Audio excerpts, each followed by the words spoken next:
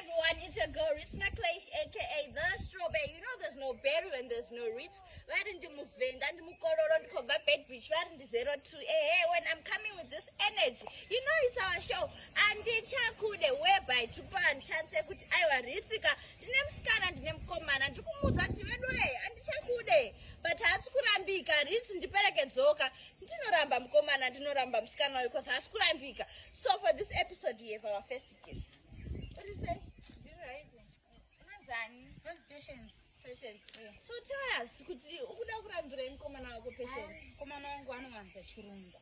Nangan chifarano go to my fuck ni my dog. I don't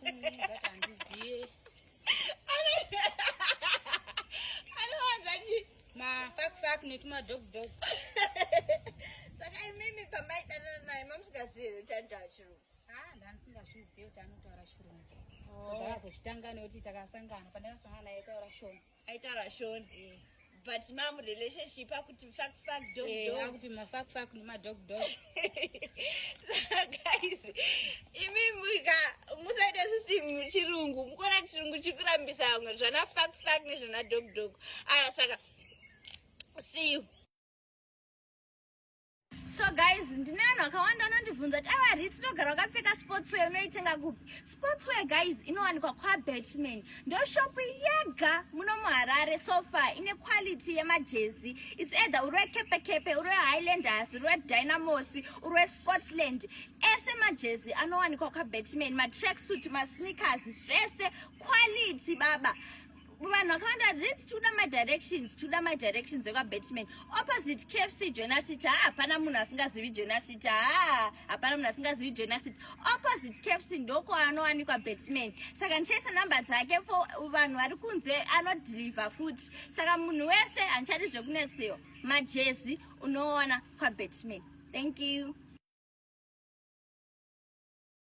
So we tried reaching out to Kumkomana phone yake nenge adzima erandizi, but siswedwa tudzoti aiwa Mkomana anogara ega and togona kwana access kana aripo. Saka let's go and check if he's there.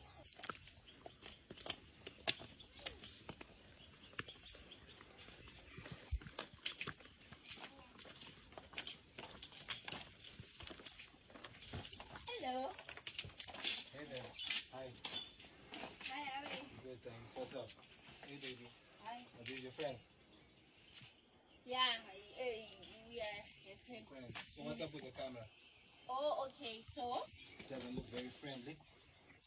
Okay, don't try. I'm a student. So I'm studying labiology. If you know labiology. No, I do not.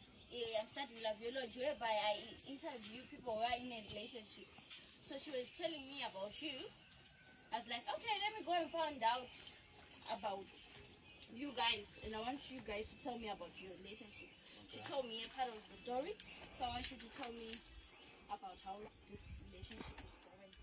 I don't know what she told you, but we're great, baby. Isn't that right? Like, I fuck with her. I love her so much, and I don't think we have a problem. This was one. I can Come on. Is that what you brought these guys for? Nathan. What's up? Oh, I know Nathan. Nathan. What's the Don't story? you have some moods? No, come here, Nathan, so that we can talk like adults. It's not sounding nice. So No, it's nice. Stay composed. Moods. Nathan, this was one. Nathan is Antara this Antara, my dog, my fuck. I think was one. Baby, it's not like I say fuck and dog all the time. And there's no crime dinner, Nathan. It's just once in a while. There's what a rock and I show no I said no kuda, baby. And you know this. Nathan. I've been communicating my love to you. And every time, and I don't understand what's the problem now. Why are you acting like this? Because I fucking love you, baby. Okay, Nathan. Muskana kuti arikuti achakude because the only ones ama fuck nema dog. Saka andizoti angura kuramba but house kurambika. So I'm here to help here. There should be more to love than what I say. Fuck, dog. What language I speak shouldn't matter. If I'm speaking love, baby, don't you think so? Yeah, there's a circle manje, my fuck nezema dog. But love rudo rwangu is what should matter.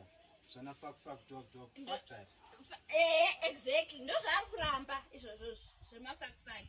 Saka auya panapa tinoda kungoti dei makasaina madivorce, dei makasaina marriage taitoti sainai madivorce papers panapa. Ndozvaari kukurambira izvozvo zvemafakifaki nezvemadhogdhog. Haasi kuzvida, ari kuti haasi comfortable nezvemafakifaki nezvemadhogdhog. Saka tauya panapa kuti tikudze kuti this thing that you're fucking with, yakuti yeah, I fuck with them. Yeah.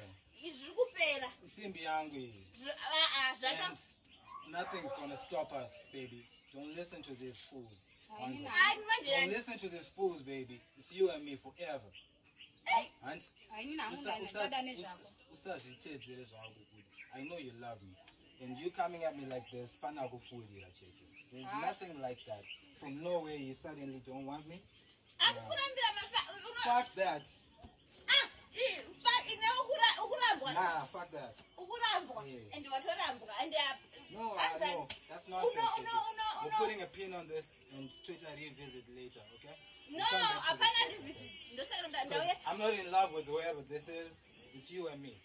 So we don't need an intermediator. Aiwa, haini ndatokuramba Aiwa. ndichatoita nefriend When we started off. Unatogona shona ukurambira chirungu. Ukurambira mafaki nemadhog. Come Yeah, on. How can I not say fucking dog? I listen to hip hop. Patience.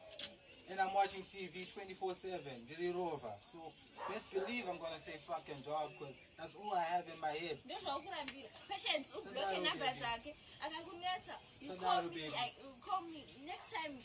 Cheta kwenu mapotisa panapa because uyu ari kuti ukumunetsa asisina peace mwana wani achakudi saka Really? achadi kunzwa kunzi yanzi that's manetsa mwana nonsense. wani aisina nonsense. Clearly, these are not your words, baby. These are whoever this poser is. But you chero ndiri poza matorambiwa don't need that, baby. matorambiwa hapana. Alright, please just leave. We are living I'll and call you, Mana. you are now single. I'll call you, Mana.